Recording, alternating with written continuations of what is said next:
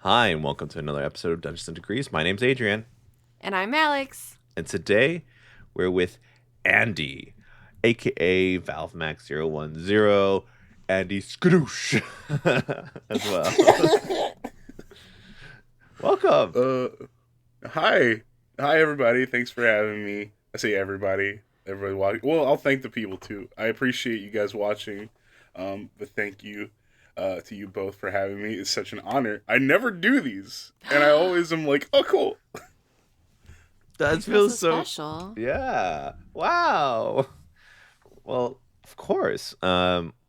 It's it's something that like you never really think about. Like, wow, this kind of like outside thing, but it's just so easy. You just ask people, hey, let's fucking talk. Let's just have a good time. Yeah. Things like that. Yeah. Like. It's awesome. So that's why You literally just send me a message and you're like, hey, you want to be on the podcast? And I'm looking at my phone and I'm like, it's time. Rafiki comes by and just says, it is time. Yeah. And then he just takes my hand, guides me to the computer. We'll say hi to them after the episode. Listen, Well, if he's you've got a right here, baboon I in your can- house, like, listen, we gotta have other conversations right now. There's just a full ass baboon just chilling. He's trained. Oh, okay. Yeah. That's what they all say, right? Isn't there a whole documentary about?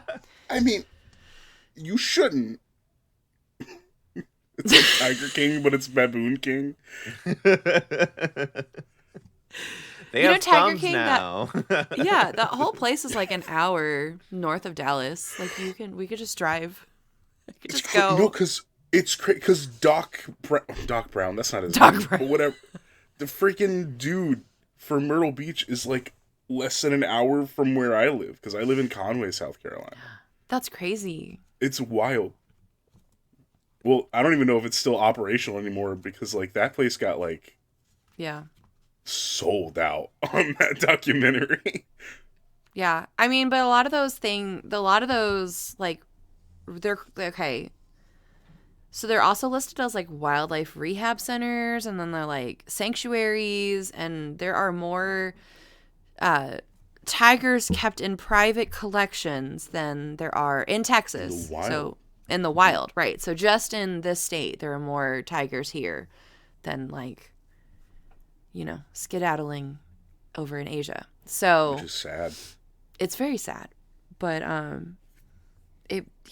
mean, can you imagine that I think that got a lot of us through 2020. That and like the fucking Bo Burnham special. But like let's think about something else that is crazy. Yeah. But those are we have a couple of them like in the Metroplex too. That just are spaces you can go volunteer and feed and help take care of, but then you're like but like they're still in chain link fences, and it's I don't know. You have mixed. You're like, is it a life for them? Yeah. If, like they're not out there going after their own food, and they have to wait until but you the just other thing toss is like a raw you chicken can't just in put them there. back. Right. They don't know how to do stuff anymore. It's the same deal with pandas. Like pandas are a little bit different, which there's a chance you might hear me hyperfixate about pandas for like 20 minutes because pandas are like my favorite Good thing animal. we have an hour. Oh, thank goodness. But like most pandas cannot survive in the wild because they're just too clumsy. I'm not kidding. Same. Like they'll just like fall out of trees or something in the wild, and I'm like, those poor babies. There's also a problem with like the breeding in captivity, right? Because they fall in love with their keepers, or they like are more. There's some animal that becomes more attracted to their keepers than their other species. And I thought it was pandas, but now everyone's looking at me like it's not pandas. Yeah, hey man, you said something factually, So huh? sorry. Hey, get in the comments. Alex, is Alex wrong? Is Alex talking about something else? Somebody call him out. Listen, there was a when I worked at the Science Spectrum, which we're fine doxing that. Fuck them. We had penguins that came through as a special exhibit, and one of the penguins like did not like the other penguins because she was like, I'm a human. Like she was like, I'm one of you, and so she would Do you follow not see keepers. my tuxedo? Right. She was just like, I don't want to mess with those other penguins. And so they were trying to breed her with another. They were trying to like get them to breed, which is hard because penguins are monogamous. And, she just was like that those are not my people. These are my people. The humans are my people. So yeah, I don't you fuck with you. I don't fuck with them. You had like limited access, not access, but like limited interactions. Like if she started to get too close, you're like, I'm gonna push you away from me. It was really cute, but like weird. It's weird. Yeah. Go be with Wow, you. 8 minutes into this podcast, we are doing so great. Well, you act like this never Such happened. Dungeons and Dragons. Welcome to Dungeons and Degrees, the D&D podcast. Penguin marriage. Back in my day, you could just grab them out of the sea. What? You know, they just freely swim in the Mississippi. The Arctic. No. The Mississippi. The Arctic? Penguins only live below this. Okay, so you have penguins. No, you can't let people know how dumb I am. You can't let. You have pandas. I have penguins. So together. We're just black and white and red all over. Black and white. Adrian, Andy, how did y'all meet? Oh yeah, Y'all were talking about it. I was trying not to say anything earlier. No, I'm just kidding. Yeah. I was freely giving that information before the pod. Everything is content. Yes. You keep saying that, and I have to tell you, no, it's not. We could have things for ourselves. No, everything is content. Oh my gosh. Okay. Anyways, GenCon, a faraway time, and I was being the social butterfly while Alex stayed in a nice little cooped up area away from everybody. Freely given information. It's on the pod. Anyways, I have to give away the... Check out the pod. Yeah, that's essentially what I was doing. I want to have you on. Anyways, I lose track at some point of who I've asked. So I start saying, I just don't ask, actually. I just say, just do the pitch again. And I've done the pitch to Andy so many times. I think I did it 2 or 3 times. And I think after like the third time, I'm like, this is just a bit at this point. But I just kept, I kept handing him cards and stickers. Well, I don't know if I did this. Anyways, I just handed him all these stuff. And he's like, you've already done this. And I'm like, okay, sorry, my mind.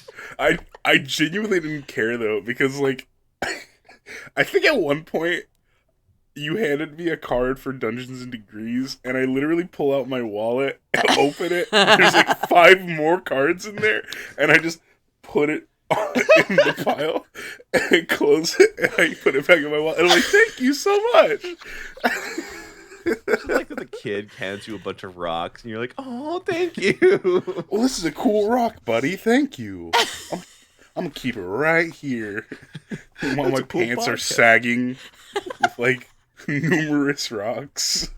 Yeah, I was on a roll. Not a good roll, but I was on a roll. No, you were crushing it. It reminds me of the other bit from GenCon that weekend, where Cameron Danger Strittmatter, I think I said his last name right, from Panic Table. Yeah. We were at the Hunters Entertainment party, and throughout the rest of the night, we just had the bit of we would see each other and we would act like we hadn't seen each other in like 5 years. And we were like, Cameron, yo, how's it Aw. going? And like we just like would hug and stuff. It's like, man, it's been so long. Meanwhile, it's been like actually 2 minutes, and we just walked from like one side of the room to the other. It was funny. It was stupid, That's so but it was That's a funny. cute. good bit. That I like that bit. Um, I kept running into Cameron. I just haven't been able to kind of uh lock him down to have a chat. But I know Jack Gotta from put a ring on Dungeon that. Club works with Mm. Cameron a lot. But Jack does some really cool layouts. He does a lot of like homebrew stuff. But Gen Con was just such a good time, and just so much was Yeah, happening all the time, and it was like our it was first awesome. time going as like a pod, and also like as a creator. So it was like such a new world to me. I mean, have you done this a lot? Like go to like as creators and stuff like that. No, I actually didn't go to this past Gen Con as a creator either. Like I just went as like a general admission, but it it was funny because I kind of just got a creator experience, Yeah. Mm-hmm. if that makes sense. Because Mm-hmm. I was hanging in a B&B uh, with a bunch of other creators. Like I was hanging with Talking XP and Boss Jellybean and Run DMG. We were all like sharing this Airbnb. We were all paying for it, and so it was just like an awesome experience with all of them because we just like shot the shit the whole time.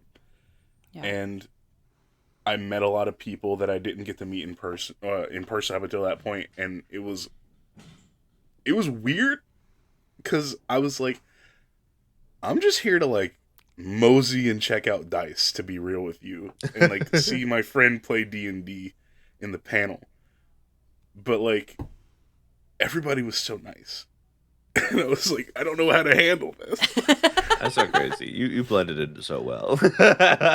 Stop. No, yeah, that's great.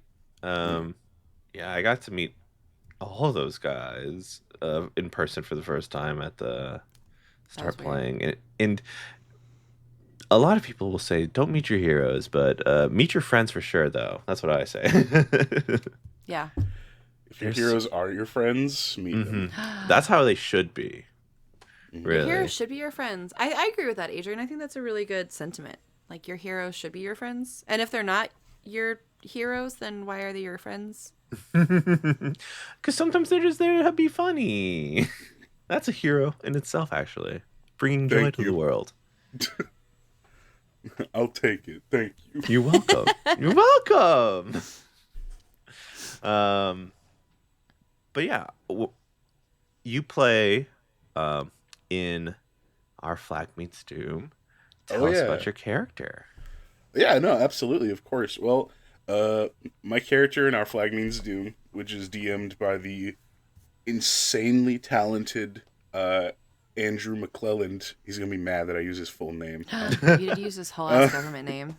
uh, but I play a Loxodon bard known as Brash Briggs, and he talks like this, and he all he wants is to live up to the legacy that his father left behind, and honestly, he's got a little bit of a sensitive spot for a woman that he met, and he doesn't know how he's gonna approach the situation, but damn if it's not gonna be a beautiful, emotional moment that I'm gonna plan with Andy ahead of time.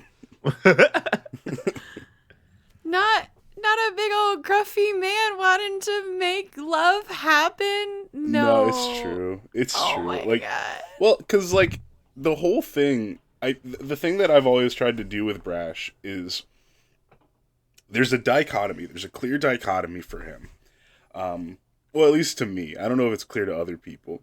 But his whole life, he's wanted to be like his father, who was this great legendary pirate that was respected by a bunch of other pirate clans, but who died in battle. And when that happened, Brash felt the responsibility to keep his legacy going, to sing songs about him, to make sure people knew about his father as not only a great pirate but a great musician, the musician who inspired Brash to be a musician. But then also, Brash gets out of his hometown. He starts exploring the world. He starts meeting these people. And it's like, okay, I love my father, but am I living this life because it's a life that I truly want to live, or am I living this life because I feel like I owe it to him? And there are highs and there are lows, but I think, like, ultimately by the end of the show, that question's going to be answered, and he doesn't know if he's going to continue being a pirate because it's been really hard and dangerous, and he doesn't know if he likes that. But yeah, the way Brash clashes with certain other members of the crew, Pandora, Necromancer Extraordinaire, just to name one, but they have like a frenemies relationship at this point. They're kind of chill with each other. I've always, I like that. I don't know how else to describe it. It's just really, it's nice. What part of you do you feel like is in Brash? I definitely feel like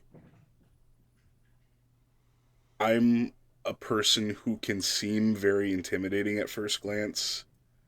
But if you talk to me for more than like 2 seconds, you'll know that, oh, he's not a danger to anybody.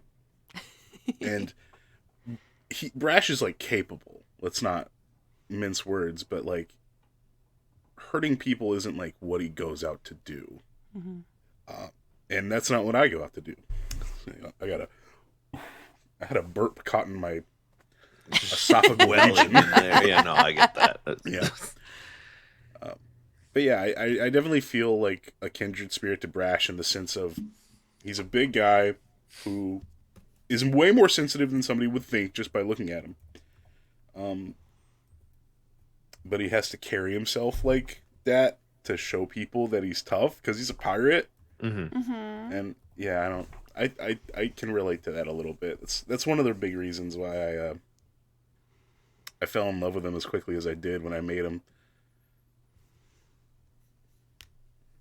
Yeah. Why can't you be sweet and sensitive, Andy, in the world? Why not? Who hurt you? Well, it's a thing called life. No. I was gonna say it's a little something called life. I mean, I can be sweet and sensitive. Don't get me wrong. I'm not gonna be like the person to Batman it and go, everything I loved is gone. I don't have anything left, and all I have is this empty hole in my chest where my heart used to be. I'm not gonna do that, but I think, especially recently, I've grown a little calloused to a lot of things. But I haven't lost hope entirely. I want to say that. Yeah.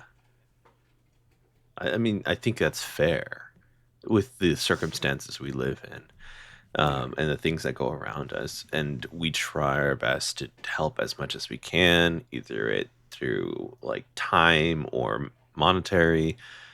But it just seems so fruitless when in the expansive things. But here's the thing.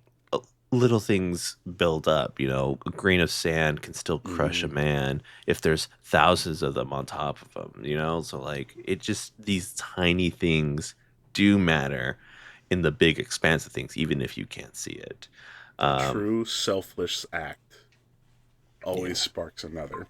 Yeah, exactly. Shut up, phone. I'll kill your phone. I'm sorry. No, don't hurt him. Why are you so aggressive, Adrian? Today? To your phone. It didn't. Oh, Your phone didn't do anything. Look at the screen. It's all guffed up. Oh my god. Oh, stop. Stop. How do you live your life? You know, haphazardly. My last phone, I accidentally drowned in a river. That's on me. I thought the bag was closed all the way. It was not. Nope.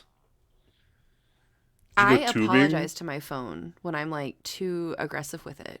Like Oh. all things have feelings. All things have Adrian, everything has a feeling. Mm-hmm. When the AI, when the Android, when the computer technology uprising, I'm not on the first kill list. I'm not. I'm gonna be on the right side of history by making sure my technology knows I love it. What are you doing today to make your technology feel loved? I'm doomed at this point. I'm ready to fight the AI. It leaks all my documents, which is just like a lot of like half-written stories, just it's not the AI's written. fault yet. Yet, at this point, still our fault. They're still sweet. They could still be innocent. Right now. I don't know. Uh, All I'm saying. I don't trust it. Why are y'all so... What's wrong with you? Are you so angry at everything? I'm anti-AI. Okay, yes.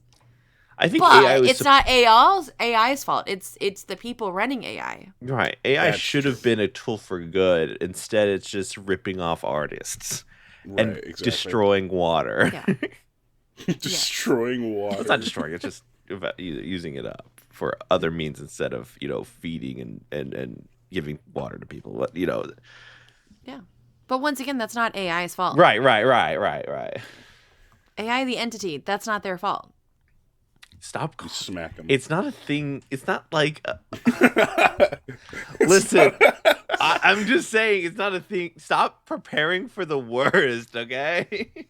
I'm here. Number one. All I'm seeing is like you're like a dog just showing belly, like you are great, you are worthy, I love you. That's like straight Maurice. King Julian.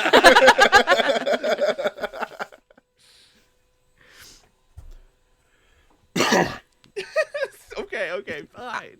I don't know. What do we do when the AI uprising happens? Do you think they're really gonna go? Probably not. No, we're all fucked.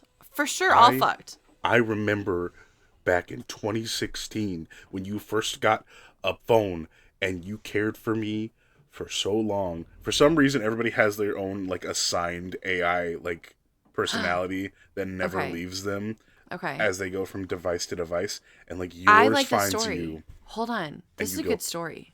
I am so thankful that you took care of me and you protected me for so long. I'm gonna protect you against the AI uprising, and we're gonna be Last of Us team. I'm gonna be Joel. You're gonna be Ellie. That's what your phone's gonna do.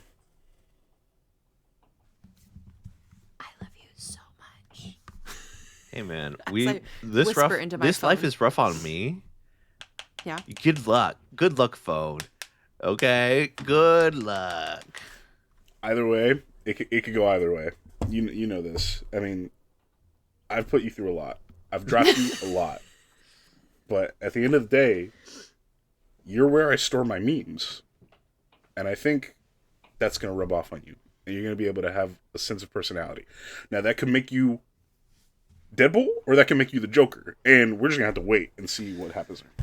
Do you die, where you just what the fuck? I lost the thing, the hero villain monologue. Oh, you either die the hero or live long enough to see yourself become the villain. This is exactly that. That's that. The creed of AI. What are we talking about? So, Dungeons and Dragons, fun? I don't know. Penguin marriage. AI. Our flag means doom. Third thing. Profit. Yep. Finn. Yep. Profit. Here, we'll go back and track. How'd you get into TTRPGs? Oh, yeah, I can. Yeah, for sure. Well, it was back in 2020, I believe. My friend Jay was like, hey, I know you've wanted to play Dungeons and Dragons for a while. I'm going to run something if you want to play in it. And I'm like, yeah, I do. And we sat down, we made our characters, and my very first character ever was a Goliath druid of the moon, named Akon Stonebreaker. And I was just a gentle giant, your classic good natured Samaritan villager Mm-hmm. who only wanted to help people, would see a old man farmer in the field tending potatoes, and he would go, "Hey, you don't need to do that. I'm gonna take these potatoes and carry them for you," or something like that. Um, and so naturally, by halfway through that session, or not session, but campaign, I had multi-classed into barbarian because I could stomp people out with that. Now, was that the best character choice? Maybe not, but it was effective in combat. Um, and yeah, that was it was one of the big reasons I got through COVID era Mm-hmm. Earth, and it just sparked. I don't realize if I had ever had a true interest before D&D, one that I was very very passionate about and thought about frequently. There were shows and stuff, but I didn't have something I could really dedicate a lot of my creative energy to. And so it was that, and watching D&D TikToks on YouTube compilations where I was Nice. like, I want to do that. These Yeah. people are funny. I like this. What? But TikTok, isn't that the one with all the dances? And then I gave it a shot, and I love it. Oh my gosh, I love it. Yeah. Did you find yourself, were you wildly creative before the panini press, or was this like this was the awakening? I was kind of creative, but I didn't really have a outlet for it. I I always wanted to write or film something, um, mess with the camera angles, stuff like that, music, and I what I would settle for was just sitting in my bed or sitting on a bus with my headphones going and daydreaming about these cool scenes in my head.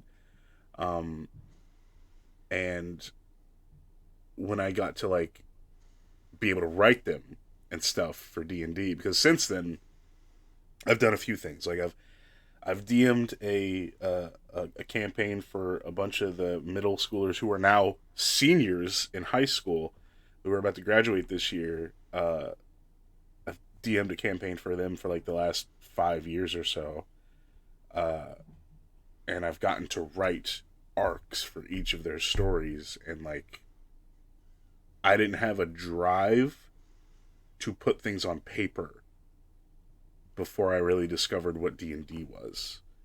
So it was, I don't know, I guess it was an excuse to just be able to start writing things. Um, and then I got to do all the other elements of it with TikTok and just play around with stupid camera angles and timing, and I've gotten better at it because I've gotten to use that tool, and it's made me more confident as a creator. And I don't think I would have been able to do that if it wasn't for Akon and a Zoom call. That's pretty magical. You play with the little kids? You play with the kids, the children? Yeah, they're meme factories at this point. Oh my god, they are. They're They are. skibbity toilets and they're Yeah. games. But yeah, they're graduating this year, and it is humbling and it is painful seeing them grow up from middle schoolers into young men who are going out on their own and who are going to have to run their own games. And I just hope that I gave them enough love for the game to where they'll keep it going. Yeah. Yeah. I have a campaign at my school, but I've got fifth graders. Oh! Lots of hand holding.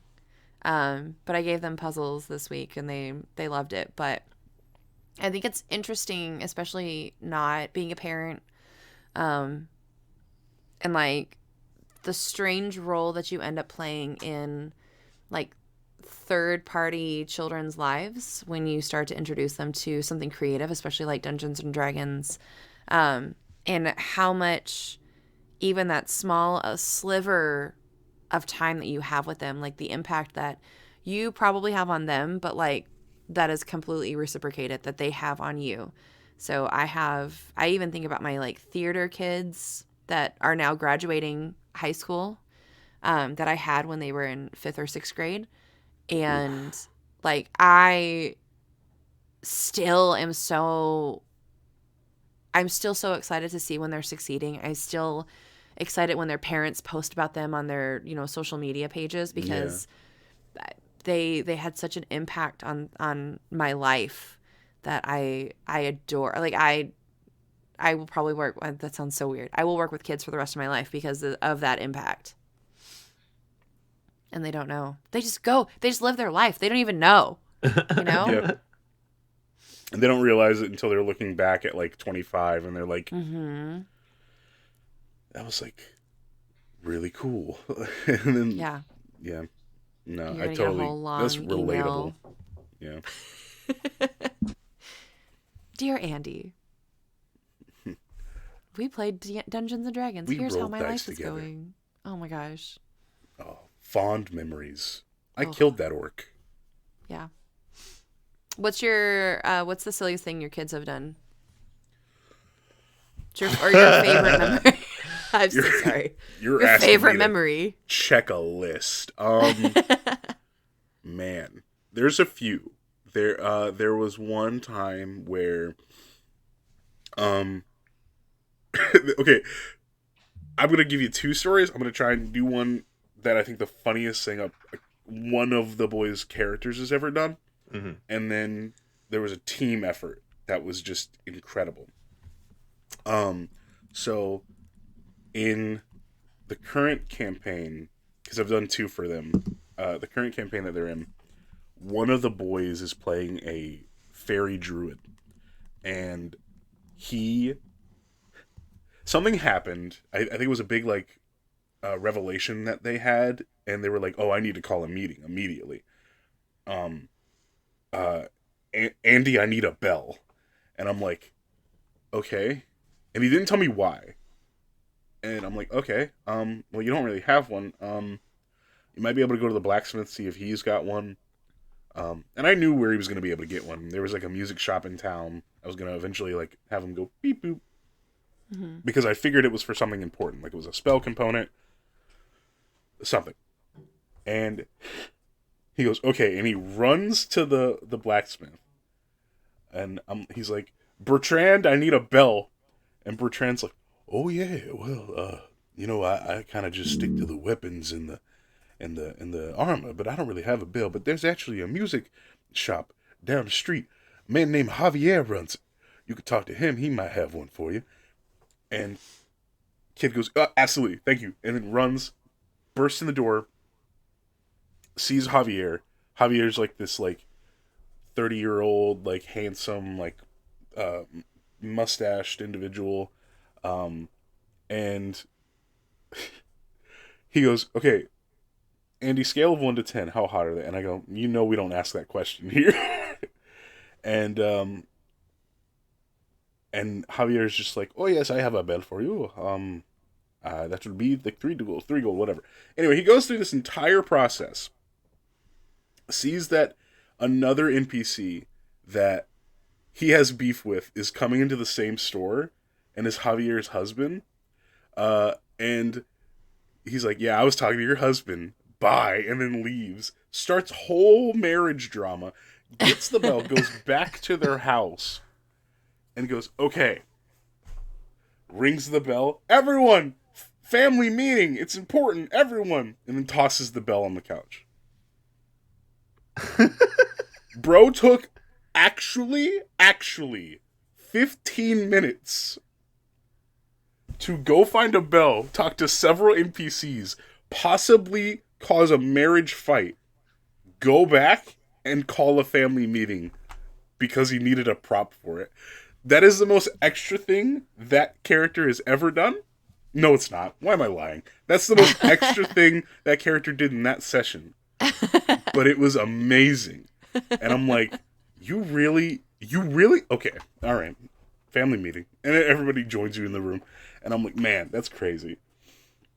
The other story I have was a pure instance of teamwork. And it was amazing. Party gets back home, sees a big blue dragon, adult blue dragon, terrorizing their town. Breaking stuff, landing on buildings, the whole 9 yards. And before I can even fully describe how it's looking, they rush in, and they knew immediately what they were doing. The wizard casts Enlarge on the Goliath barbarian in our party. Another spellcaster, and I let them do this because I'm down for doing stuff like rule of cool wise. Another player cast Enlarge on him again, so that he is he might have even been like 2 classes larger at this point. He was massive. And I'm like, okay, I see where this is going. Hang on. And I changed the music to be the Pacific Rim theme. and they just 2 of them use spells to try and pin the dragon's wings down to the ground so it can't fly. And then the Goliath barbarian that comes up and just starts whacking the crap out of this thing's face. And it was a pure moment of cohesion where the squad was like, I know exactly what I'm going to do. We're doing this, and this. This person's going to be here. This person's going to be here. And they did it with all 5 minutes. And they mollywopped the shit out of that dragon. It was crazy. And I'm like, I don't even... Okay. All right. You saved the town. You did it. There's a dragon corpse on top of City Hall, but, they're going to be able to handle that. And they're like, yeah! And I'm like, okay. Clearly, I need to think about my encounters a little bit more.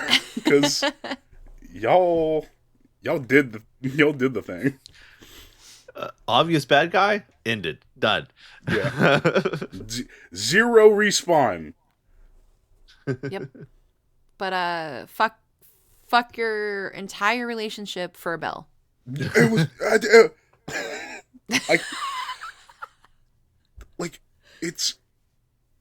I should have seen it coming. I should have, Sure. but I didn't, because I was clearly, this bell is important because you're treating it like it's important. You're treating it like it's life or death, and I should have known that is a bit, and I didn't catch it. And I'm hip to this now. I'm not gonna fall for it a second time. Fool me once, shame on you. Me. For me. No, you. You. Yeah, you had that right. I don't know why you. I corrected. Yeah. Fool me twice, I won't get fooled again. Fool me twice, good luck. It won't happen. Fuck you think I am? How'd you get into working with your group of boys? I volunteered as a youth leader at our church. Okay. And so it was just them hanging out, and it was after I started making content, and they were like, Andy, I found you on TikTok, and I'm like, oh. Yeah. And I was like, you're so funny, and I'm like, thank you. And it was half happy they liked the stuff, but half mortified. Yeah. And they were like, we actually started a D&D game at our school, but it's not very good. And I'm like, we want to play with you. And I'm like, all right. Oh. And so I just started running it for them on random Friday nights every other week. And they picked up the rules like super fast. It's funny because our tables are nothing but chaos now. But like it's well expected chaos, and it's very I think of it very fondly. But we had started with myself and 3 boys playing, and that has grown into a full 8-player table, which is so much to manage. It's a lot of energy. Yeah. But I mean, I wouldn't change anything. Each of them are like they're each unique, right? And like some of them are more quiet than others, but like they've come out of their shell a lot more, and they've like tried weird stuff, and like I feel like they've had the chance to really like test waters, and I'm really happy about that because I know they might not have in other circumstances. But like this is like basically just a big family now, and they don't typically step on each other's toes, unless it's for like a meme, and like they'll throw a cantrip at each other. That's the only time it ever happens, though. But yeah, it was a happy accident. It was them going, oh, we like what you do, and I'm like, okay, and the rest is history, I guess. It just kind of just happened. I kind of woke up and it's been 5 years. That's wild. So yeah, you got them in 8th grade? Yeah, it was the second half of their 8th grade year. And then it's been their entire high school career. That's wild. Because, like, for me, the only thing that I stuck to, like, that entire time was, like, marching band. And, like, thinking about the impact of something like that. But even, you know, making it smaller and, like, these boys have grown together. I'm crying for you, Andy. So I can't even imagine being in that situation, like, graduation day. Oh, you have no No. idea. I've got a emotional nuke planned for a campaign ender. And I don't want to say too much out loud. But it will involve alternate universes, and it will involve time travel. Good luck. And that's all I'm gonna say. And it will be a la Avengers Endgame, reliving the greatest hits.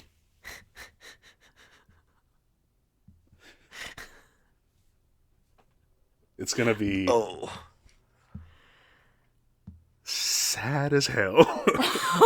And I probably won't get through it, to be 100% with you, with unscathed. Like, I'm gonna, like,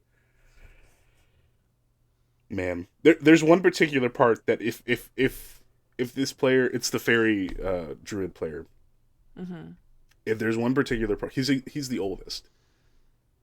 If decisions he makes, which I think he'll make these decisions, if decisions he makes line up with what I think is going to happen, because he came to me with a request early on. He was like, hey, I heard about when fairies die, like, or not fairies, when druids die, sometimes their, like, bodies can become like an all bloom, where like a flower, like a small garden will like grow like magic where they die.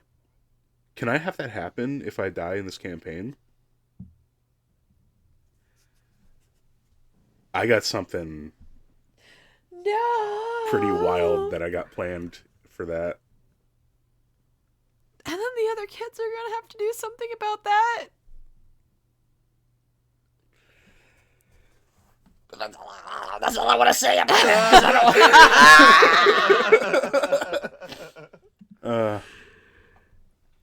No, I want want you to keep talking about it. I want to know. No, I know. Oh, Okay. stop. I know. I don't I know, want to I know, spoil I know. it.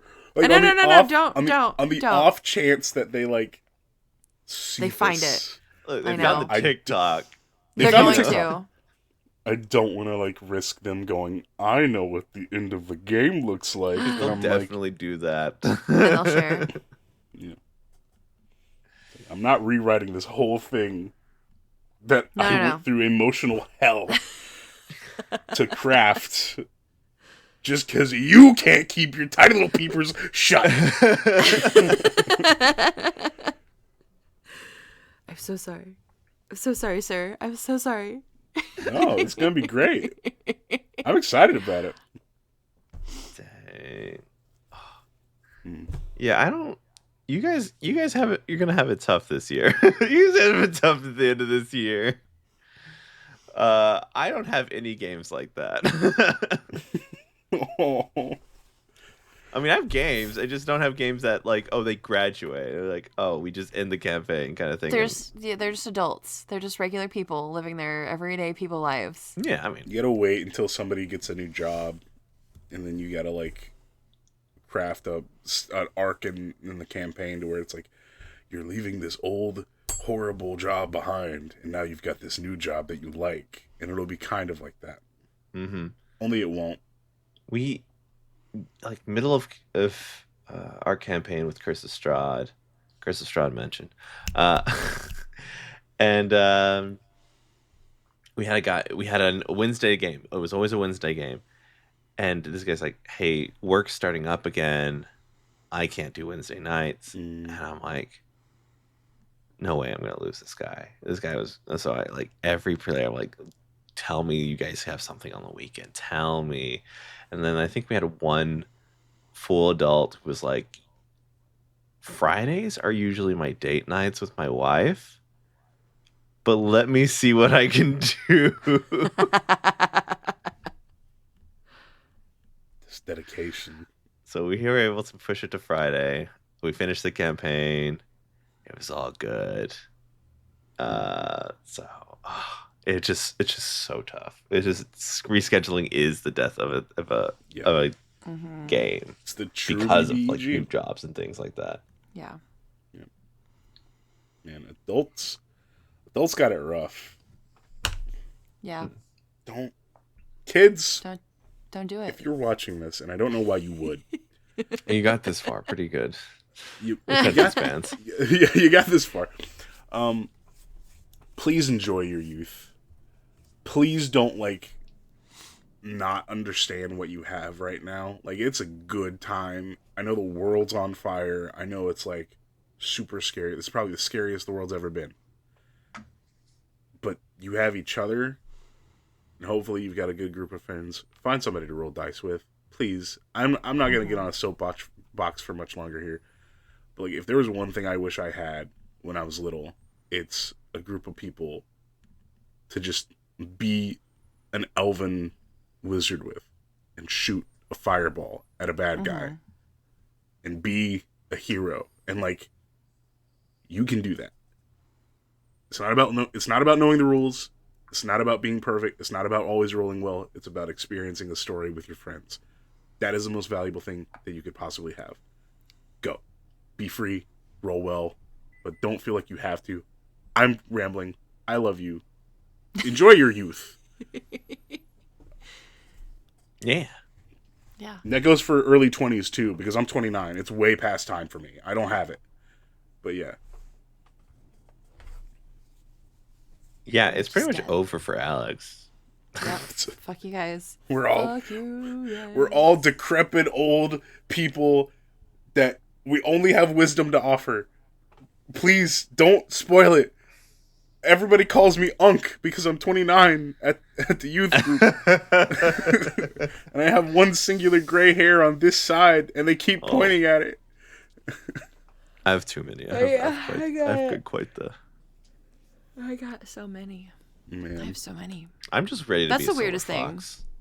I'm done. I'm done with hair color. Just give it white. Just go all pure silver. It's like that in between section. It's that like I don't like it. You have no gray hair. You're like, cool. That's a vibe. And then I would either like to be like no gray hair or like all gray hair. Like, Right. I don't. There's like little sprouts that are coming through. I think it's a weird thing. Yeah. Yeah. I don't care for it. I'm getting them in my beard too. It's happening. If I get them in my beard, which it's probably going to happen pretty soon here. Mm-hmm. You just I'm gonna like be 2 like- minutes after the podcast. Yeah, like I go to the mirror and I'm like, no. Like, yeah, I don't know what I'll do. I'm not gonna shave because forget that. But I'm also not gonna go through the whole rigmarole of tweezing gray hairs out of my beard because that's silly. Yeah. So it's time to just embrace it, I guess. Yeah. Oh, it's sad to say though. I mean, but I could see that, especially like at least with like hair on your head. You could dye the hair on your face, absolutely. But that comes that you've got to do that more often than just like the hair on your head. Yeah. So I'm so It's sorry, like a guys. Rogaine every day. Yeah. Yeah. Oh, Yep. look at us old folks talking about aging. Yeah. All these old people. That's crazy. I'm not one of them though. No, you're not. You're so youthful and young, and So We're yeah, all- damn, I'm not gonna say that. 30, 35, 30. I don't yeah, know how old 35. you are anymore, dude. I'm 35. That's me. I don't 35. care. Tapioca pudding rules. I'll be the first to say it because I'm the only one brave enough to say it. Yeah. Tapioca actually slaps, and you guys just don't like the texture. Yeah, probably. Yeah. I listen. All my words. You know that meme where they're just like they stutter and then they just punch the other person? I hate that I can't do that to both of y'all right now. That's all I'm saying. It's the I show speed clip where he's like, and then whoever's on voice chat with him goes, I show speed just goes, By the way, I do not watch I Show Speed. Do not let me make you think that. I Show Speed is crazy. Are you more of a Kaisenat? No. More of a angriest Pat. Angriest Pat. I'm a Hasanabi head. And then Alex just thinks it's weird. That's correct. me. That's okay. If you were, this is both of y'all at this point. If you were a Twitch streamer, what would you stream? I got this. I'm so sorry, Andy. I'm just gonna step on it. I got this. I'm aware that my reactions sometimes are comical. I don't like spooky, scary games, so I think the marriage of those two things, I think would be the best time for anybody else other than me. So sacrificing my joy in this life to be scared and crying, playing something like literally something stupid like Slender Man. Like I think it'd be very successsucause I've thought about this. I'm so sorry. I had this question prepared already. That makes me a little sad though, because like knowing that there's not like a lot of joy in it for you, like, and it's purely for the entertainment of others is like, no, well, don't do that to yourself. I mean, you can play other things as well. Like maybe save it for Halloween and just have like a special occasion. every night of the month.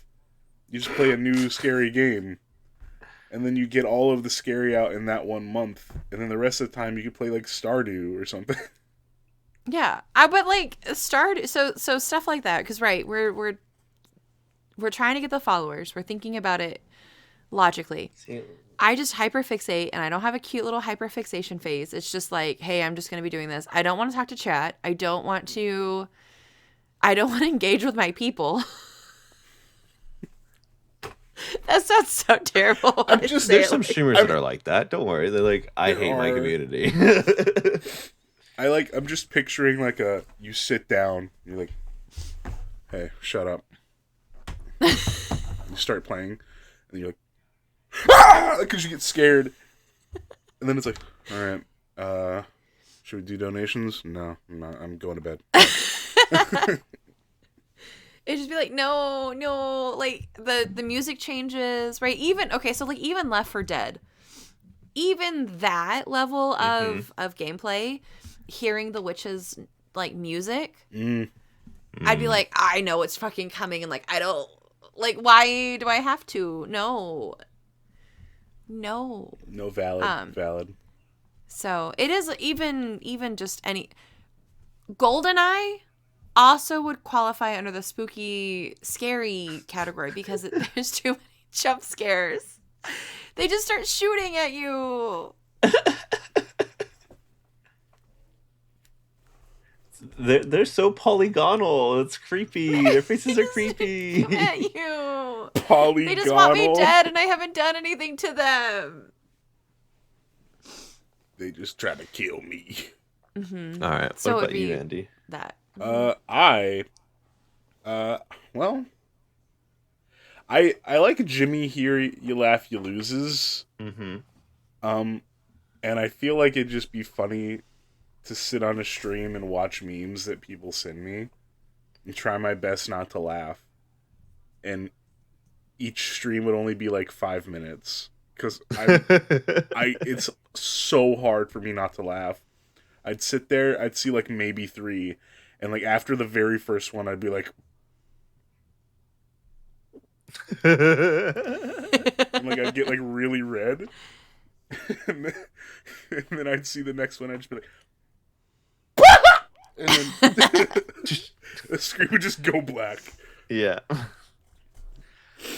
Like, I've seen a lot of those videos. There's some that are just like people who are just like unfeely, and I'm like, there's got to be that edge of like they're going to or they're not just complete, just like nothing is funny in this world. I hate everything. Like I was just like, this is it's sad. Not fun to watch a you laugh you lose with someone with a dead soul. Yeah. Yeah. pretty much. But if someone who has genuine joy, yeah. There you go. What are you saying, Alex?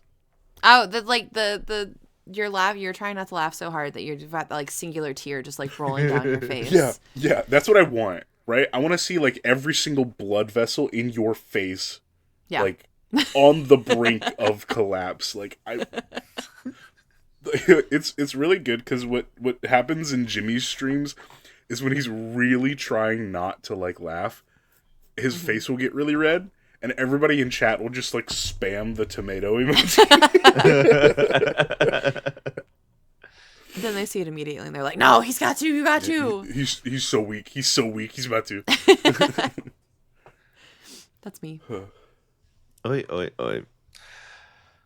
Wait, how did you get into, like, for the process of getting to Our Flag Means Doom? Did you, because I know Seth had to do some sort of audition. Oh, yeah. Did you all have to do that same audition, or? Yeah, it was a casting, not a casting call. He was doing a giveaway for reaching a follower goal on TikTok, and so he was like, I'm gonna run a D&D miniseries, and you guys submit videos of your D&D character concepts, and then whoever gets the most likes will be the people that are in the miniseries. And me and Seth and Emma Ramasco and Farm Grown Nerd all won, and we were like, yeah. And then we all liked playing with each other so much that what was originally supposed to be a 5-episode miniseries turned into a still ongoing, like, 22-episode plus full-on campaign. And it's just been it's like a book you can't put down. It's been too good to let go of. And yeah, I mean, but that was like almost over a year ago. And man, time is weird. Yeah, for sure. Yeah. Yeah. I don't know why in my mind I thought Seth was like, I think Seth was like, I was like top spot, then Emma got in front, but I was like, I thought there was like one position only in the giveaway. I was just like, Oh no. No, there was like, I think it was like top 4 were the ones who were gonna be in it. mm-hmm. So I think Emma got the most. And then I think I was after that. And then I think Seth got the next one. And then I think Kelsey got the 4th spot. But I don't know if that's accurate. Gotcha. Yeah. It's got to be some sort of like, oh, maybe we don't have this person to that person. I don't know. Because like I've had decision paralysis when I have watched so many when I've done call to actions like that, and it's just like they all seem so good. I need to see them play. I don't know how this is gonna work out, even if it's gonna work out in the first session. But like, if you had like you guys got that magic, which it sounds like y'all did, that's fucking amazing. It's so incredible that it was just fate that did it. Like literally, like we all joined up, and it was immediately, oh, okay, I understand this person's dynamic and like how they typically play. It's like, oh, I get this person. This is the vibe they usually go for. I know how I play, and like it was just synergy immediately. I can't like really explain it. It was really fortunate that we got everybody that we did. Yeah. And I've had games where it's fallen apart. So like the feeling where it doesn't, I've had that happen before. It's so good. It's delicious. So good. Pizza Lunchable. Mm-hmm. It's like a glove fitting. And you say this glove doesn't fit. Anyway, sorry, OJ.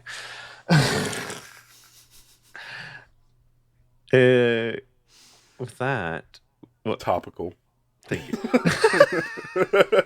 Is it still topical in 2025? I saw a commercial about it recently. What on what?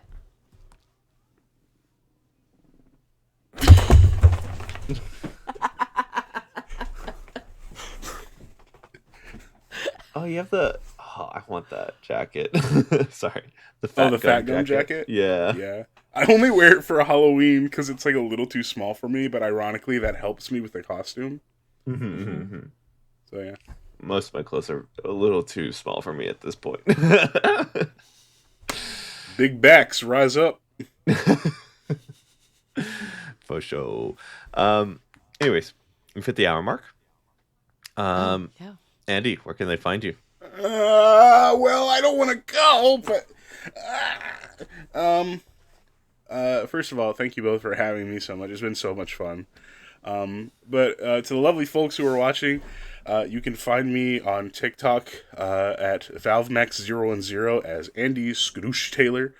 You can also find me on the YouTubes under the same name. I'm going to try and start uploading some of my like TikToks there in shorts, just so I have other places that people can. Yeah, just in case. Just in case. You can find me on Blue Sky as under the same name, pretty much everywhere under the same name, ValveMax010.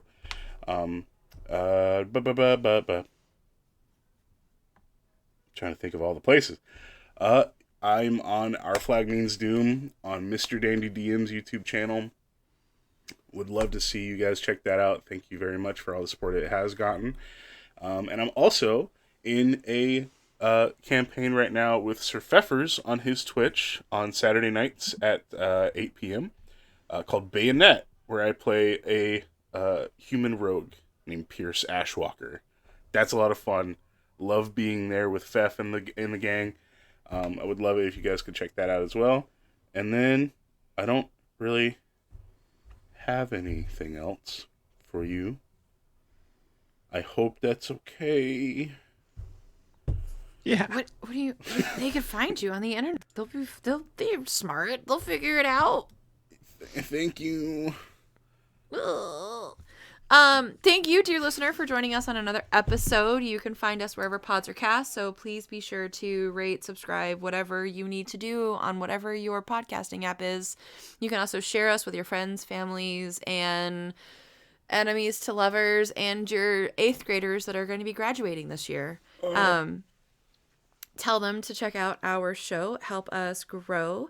You can also find us on all social medias at Dungeon and Degrees, with the S at the end of Degrees and no S at Dungeon. And then you can help us also support the podcast by joining us on Patreon at patreon.com/Dungeon and Degrees. We are throwing up new things up there all the time. Yeah. Whoa, I didn't like that. You ready? Yeah. Well, I breathed in. I turned on the mic and I heard my inhale, and I was like, yeah. I did not like it. It was gross. Yeah. Thank you so much for listening. My name's Adrian. And I'm Alex. And I'm Andy. That's 3 A names. Triple A! Oh! Go have some fun. Bye.